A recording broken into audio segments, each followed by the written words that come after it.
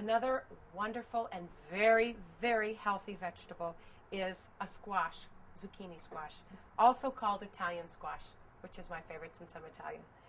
The best way to cut a zucchini squash or any other squash is to first get rid of both ends and cut it lengthwise down the middle.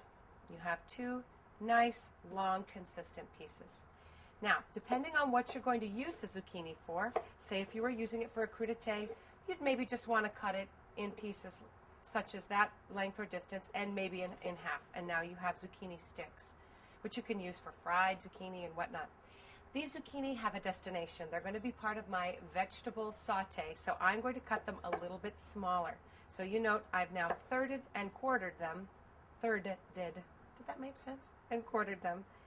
And then I'm going to do that trick of pivoting them all around so that I can line them up and make similar cuts. Just like that. I'm using my nice sharp chef's knife again to give you beautiful, consistent zucchini chunks.